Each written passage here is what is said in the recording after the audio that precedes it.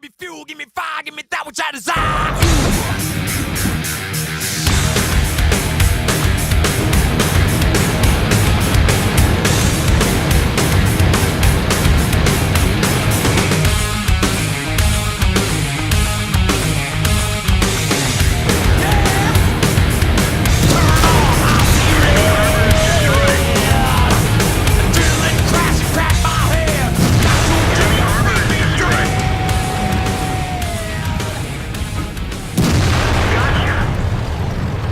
How you doing, ladies and gentlemen? Welcome back to World of Tanks with Scout. Today we're going to be taking a look at this vehicle right here, the T-54 Tier 9 Russian medium tank.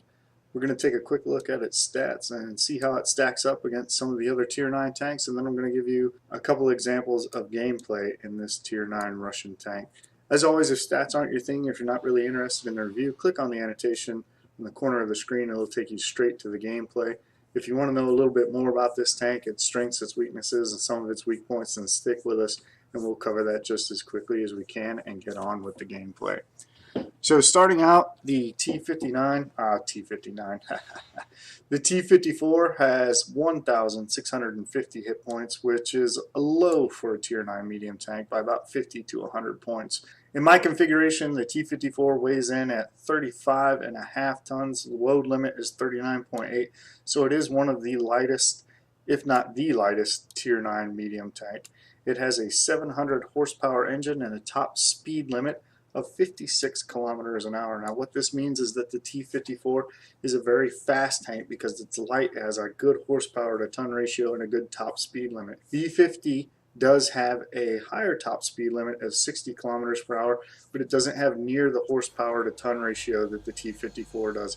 So aside from, say, the WZ-120, there are very few tanks that are going to be able to keep pace with you if you are in the T-54. It has a traverse speed on the hull of 48 degrees per second and a turret traverse speed of 44 degrees per second. So not only is it fast, it is very maneuverable. There are very few tanks that can keep up with the speed and the maneuverability of the T-54. We'll come back to the armor and the gun in a few seconds because I want to give you guys a little bit better look at those. But moving on with the rest of the stats, a view range of 390 meters is again on the low end for Tier 9 medium tanks. They can get up to 400, 410, I believe, in the M46 patent. So that is something to be aware of. And your signal range of 730 meters may not be a big deal to you, but it is on the low end. So based on what we have so far, we know we're looking at a very fast and very maneuverable tank, but other than that, there's nothing that really jumps out at you to make this tank spectacular. And what we need to look at in order to see that is the armor. So let's go over to Tank Inspector and take a quick look at the armor on this tank. So here we have the T-54 and Tank Inspector, taking a look at its armor, and you can begin to see now what makes this tank special. It's got 120 millimeters of armor all over the front, and it is angled quite well. So even straight on, you're looking at needing at least 185 millimeters of penetration to have a chance of penetrating the front of this tank. And you see it goes up and down depending on where you're aiming. And then the lower glacis is even more well angled. So its effective thickness is 230 millimeters or more in some places. And then if we look at the front, we see that it's not quite as simple as the stats in World of Tanks tell us. The front of the turret actually has several zones. You can see here the range in thickness anywhere from 200 millimeters to 180, and then their effective thickness is always vastly increased because of the rounding of the turret. So you see here right next to the gun mantle, the effective armor of the turret is 231 millimeters. It goes down a little bit as you come to the left, but generally speaking, as you go out towards the sides of the turret where it's more rounded, the thickness of the armor goes down, but the effective thickness goes up because it is more and more rounded as it goes out towards the sides. And as you can tell as I move this around, what that effectively means is there's just no good place to shoot at the turret of the T-54. The only weak points it really has on the turret are these cupolas up here, where you can see that it's about 185 millimeters thick, but they're very small as you can see. And as I move the mouse around and target different places, you can get ricochets in there. It's just very difficult. This is more of the cupola you want to shoot at. Over here is the one on the right side of the tank, your left as you're looking at it. A little bit better target, But by and large, the turret of the T-54 is just not a good place to shoot. The gun mantle is even stronger than the turret itself, with 150 millimeters of space armor at least, 200 around that, and then the armor behind it 107. Your gun mantle is, even though it's very small, it's very strong in the T-54. So if you can get the T-54 into a hull down position, it will do very, very well indeed. And if you angle this tank, you can see that its upper glacis becomes even stronger. And that is the strength of the T-54 as very, very tough armor for a tier 9 medium tank. Now, its side armor is not that great. As you can see here, the side armor is only 80 millimeters thick. But if you angle it properly, you can bounce off the side. You see there, that's an automatic ricochet no matter where we aim on the tank. And then our upper glacis is effectively 210 millimeters thick. So those are the strengths of this tank right here. Its upper and lower glacis, it's exceptionally thick for a medium tank at 120 millimeters, and it's angled very well. And then the turret is even stronger yet. So from the front, this is a tough cookie. Now the only catch that you are going to have, if we look at the gun statistics here, the gun depression is only 5 degrees all the way around the tank, and then 2 degrees at the back. So it's going to be very, very difficult to put this tank in a position where it can use its very strong turret armor. And if you can just get it into those positions where you can use that to your advantage, you're going to do very, very well in the T-54. So that's a good look at its armor. Let's take a look right quick at the gun, and then let's get into some replay footage. So what I've done here is I've gone ahead and I've pulled up the research tree for the T-54 for you. And as you can see, you have a choice of 2 guns, the 100 millimeter D-54 or the D10 T2 Charlie. 6 of one, half dozen the other, which one of these guns you want to use. They're fairly similar. The rate of fire is a little over 7 rounds per minute, but the D-54 has slightly higher penetration at 219, where the D10 T2C has a slightly higher rate of fire, less penetration with only 201 millimeters of penetration, but it's more accurate. And most importantly to me, it has a much better aiming time, 2.3 seconds. It's much more competitive with the other tier 9 medium tanks. And so my recommendation to you is to go ahead and use the D10 gun. I think that the aiming time and the accuracy will serve you better. It does only have 201 millimeters of penetration, but you should be on the flanks or shooting at medium and light tanks most of the time. If you do have to engage something awful like a T110E3 or something from the front and you can't get through, load heat. That's what it's there for. Your heat rounds have 330 millimeters of penetration, which should be more than enough to get you through the front of anything that you're forced to fire at. So that's the choice of the 2 guns. As far as how it compares with the other tier 9 guns, well, let's take a look. Let's bring those guns out and see how it stacks up. Alright, so what I've done for you is I've arranged the guns. You've got the D10 gun over here from the T-54. Up here we have the Patton's gun. Down here the WZ-120's gun. Here we have the Royal Ordnance gun on the Centurion 7-1, which by the way is very, very comparable to the Leopard's gun, if you're wondering why that's not here. And down here we have the gun off of the E50. So we can get a general idea, now that we know what gun we want to use on the T-54, how it's going to stack up to the guns of the other tier 9 medium tanks. So you see right away that at 100 millimeter is the smallest of the guns on the tier 4, and that's going to give you an idea of the type of alpha damage you can expect right there. But it also clues you in at the rate of fire. You can see our rate of fire with the D10 gun is 7.69 rounds per minute, which is easily the best rate of fire out of all of these guns. 201 millimeters of penetration is the worst, but it's not, it's not that bad. Your alpha damage at 320 again is the lowest, but again, for the most part, the other tier 9 tanks are running 105 guns, so it's only 70 points less, and you do have a much better rate of fire. You have much better DPM. There are very few tanks that have a higher DPM, tier 9 medium tanks that have a higher DPM than the T-54 when you use this gun. Your accuracy at .35 is not great, but it's not god-awful. Generally speaking, the German guns are going to be better. The Royal Ordnance gun on the Centurion is going to be better, but you're more accurate than the Patton and more accurate than the WZ-120, so kind of middle of the pack. Your aiming time, and this is what I talked about here. Remember I said you want to use this gun because the aiming time is going to be important to you when you have to compete with other medium tanks.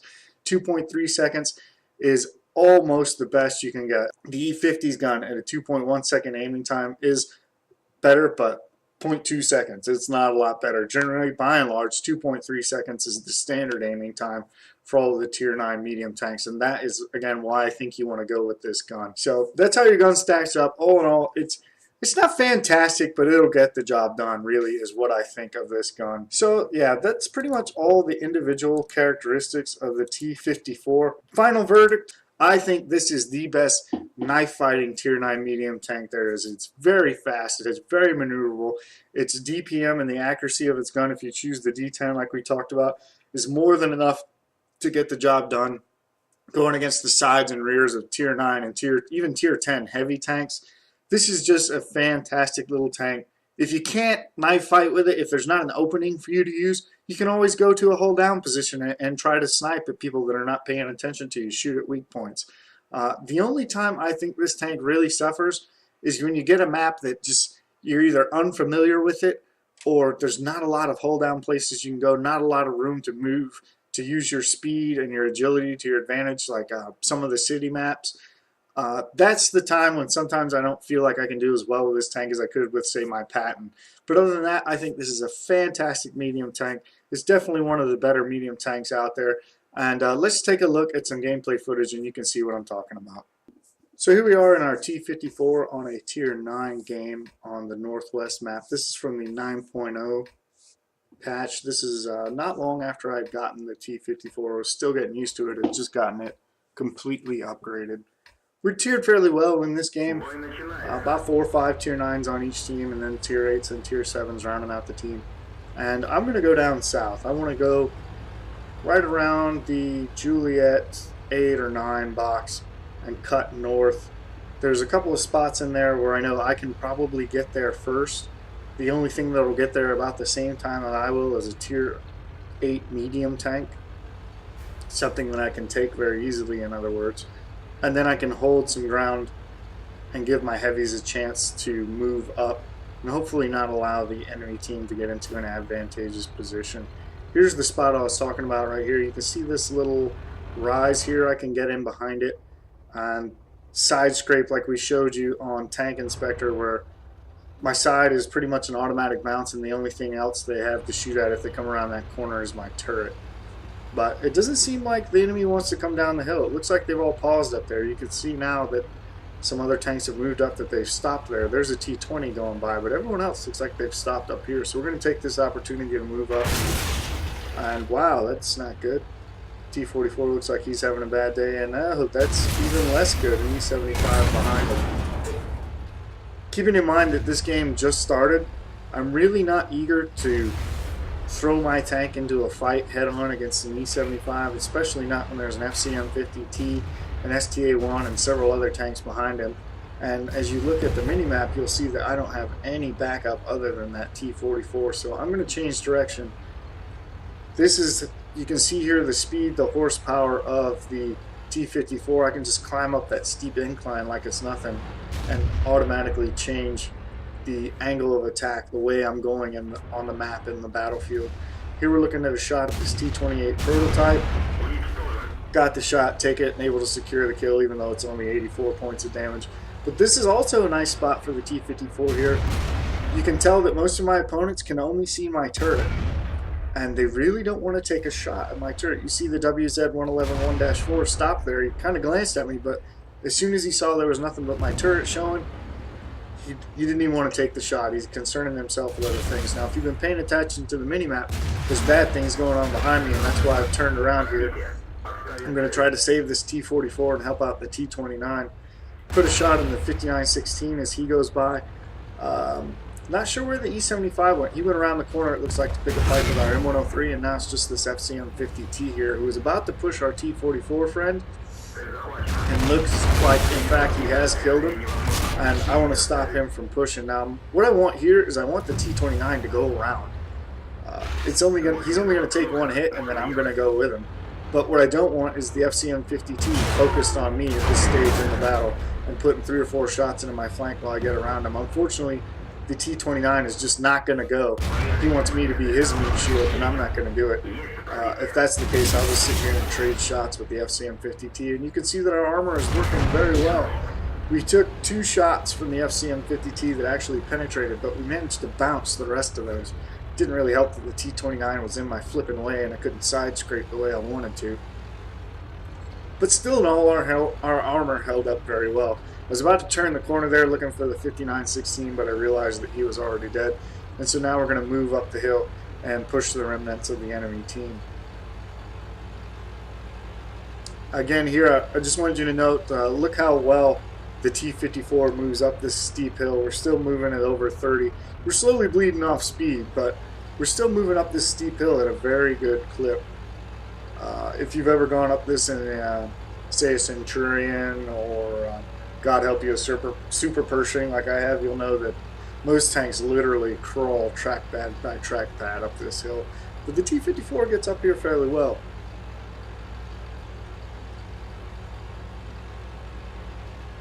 So we're going to follow this E-75 around, kind of use him as a meat shield, see what's going on up here.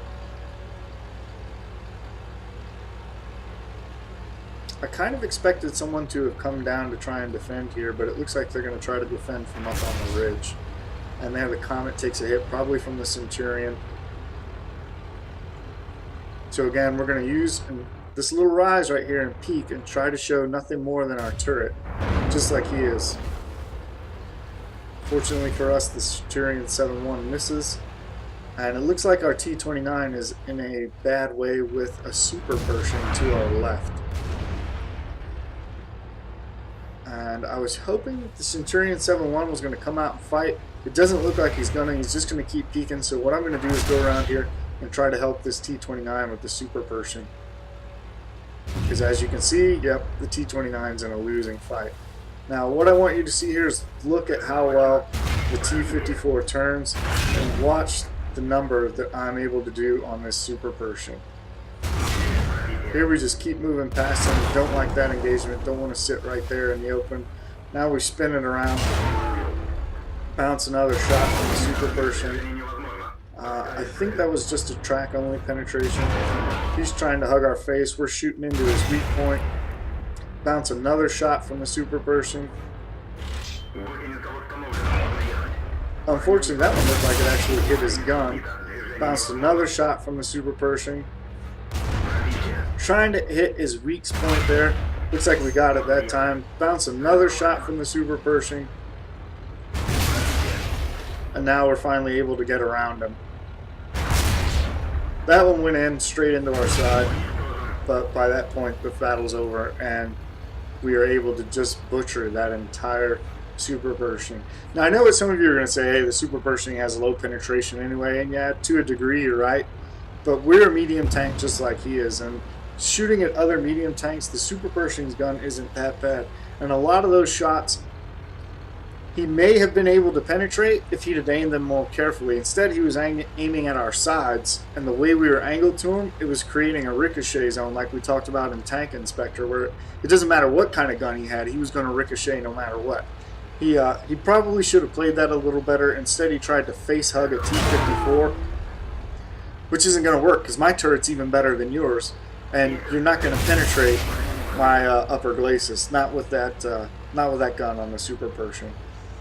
Now we're sitting here trying to trade with this Centurion 7-1, and what I want you to note here is the gun depression.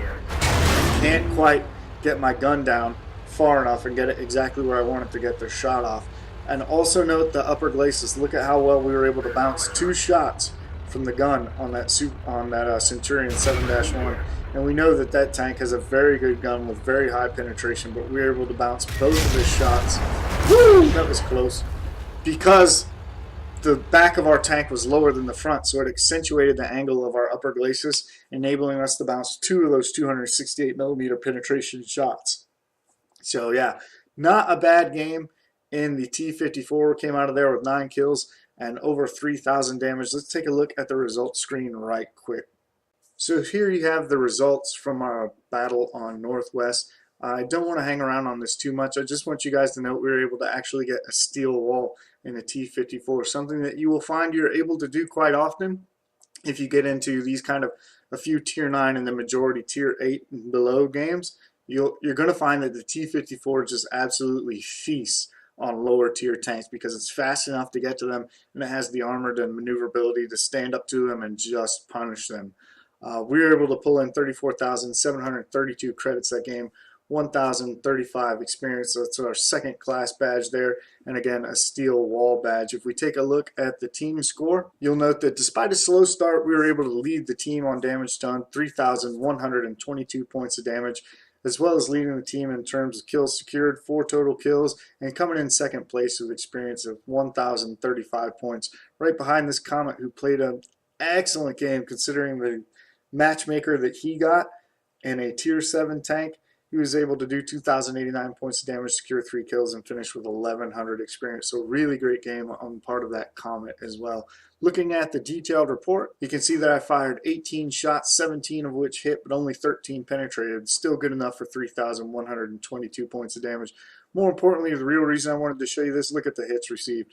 12 hits received, 7 penetrations, 5 non-penetrations. Keeping in mind some of those penetrations were track penetrations for no damage against that super Pershing. Total damage blocked by armor 1,740. Only spotted 1 enemy vehicle, but we did damage 6 and destroy 4.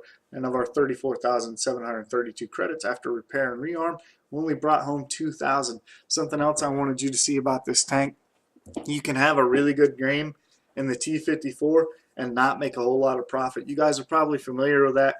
That starts at about tier 8, where if you don't have a great game, you're not going to turn a profit. But if you're making the jump from tier 8 to tier 9 medium tanks, do keep that in mind, that you have to have a fantastic game to really make any kind of a profit in a tier 9 or 10 tank.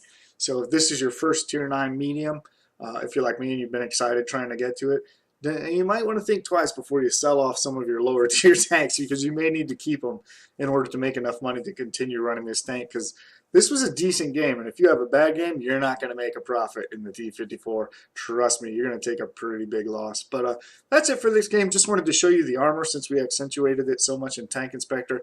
Let's take a look at one more game in the T-54. So here we are in our T-54, another tier 9 match, but a lot of tier 8s and tier 7s to shoot at it. Well, we're on Fishing Bay, and some of you may have already picked up on it. It jumped out at me at the start of this game. The enemy team has no less than 6 medium tanks, whereas we only have 4. And that can be a good and a bad thing. You can definitely win the city when you have that kind of a heavy tank advantage over in the east, but you have to be very careful that you do not lose the western side of the map, the 1-2 line. And that's what I'm very much afraid of. I'm afraid that all their medium tanks come screaming down the 1-2 line and just completely overrun our left flank. So I'm taking that T-54 over here. I'm going to try and hold this flank, prevent the enemy from just sweeping straight into our base. Fortunately, I do get a lot of backup in the form of the FCM, the IS-3, the Type 59, and the Tiger coming over here with me.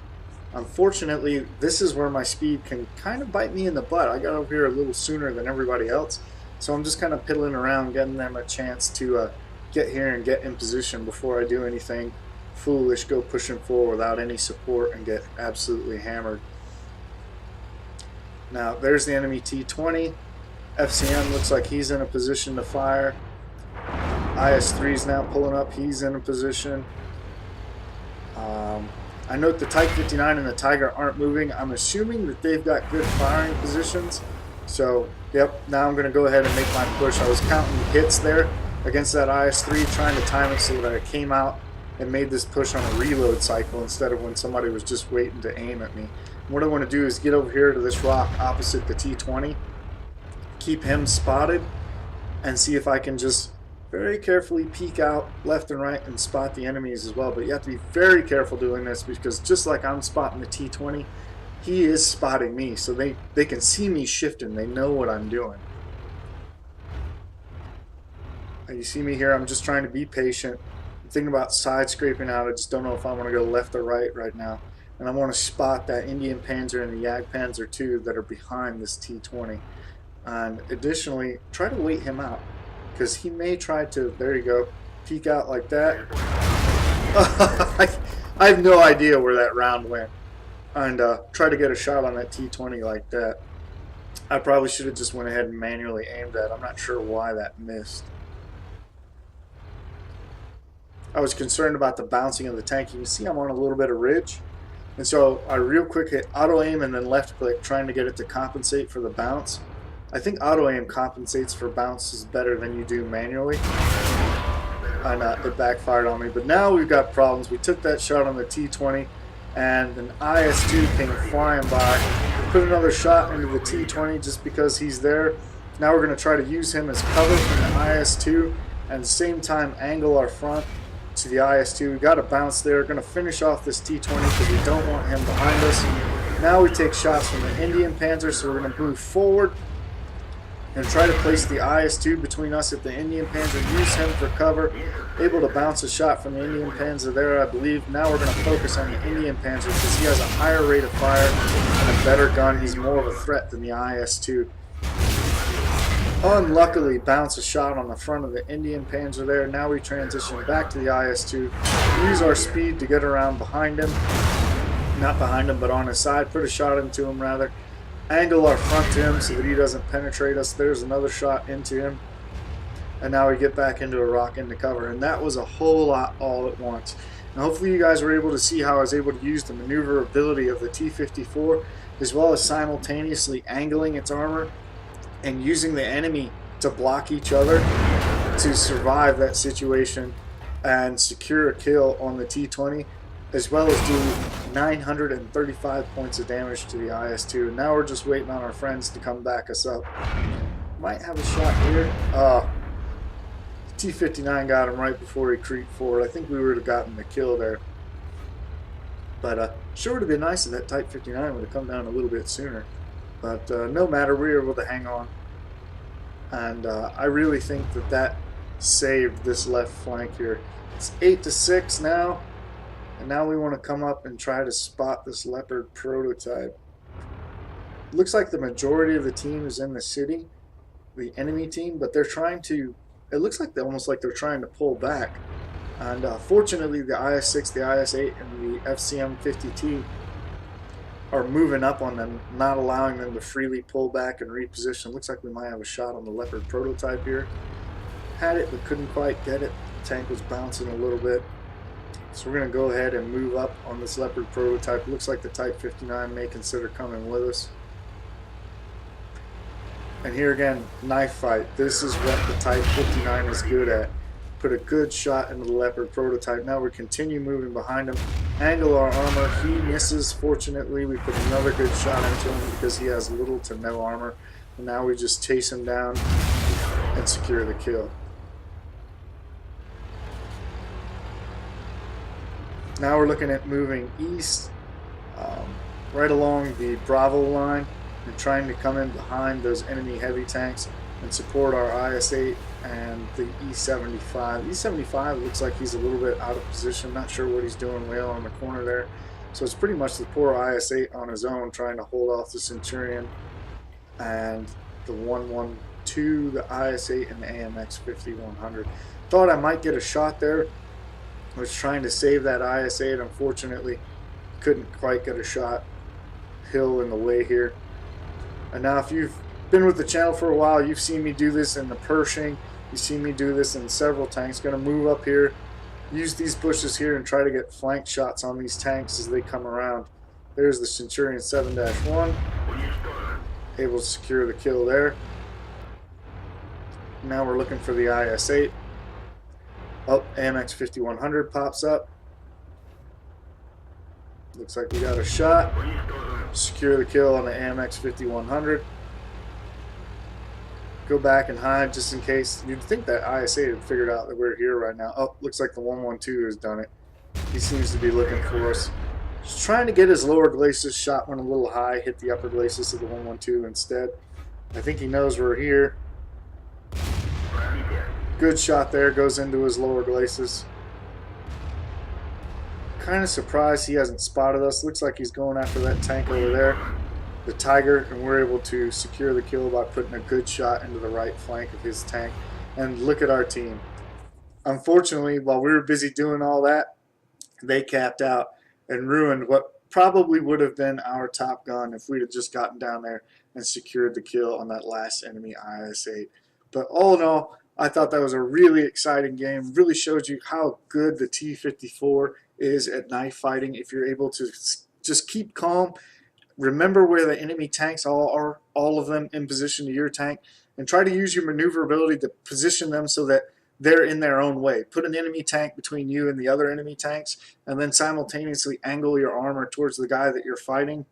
And always, always, always, like we did against that Indian Panther, prioritize the highest threat first. In that case, the Indian Panther was a higher priority threat because he had a higher rate of fire. The IS-2 may have a big gun, but has a really slow rate of fire, comparatively speaking, and really low penetration.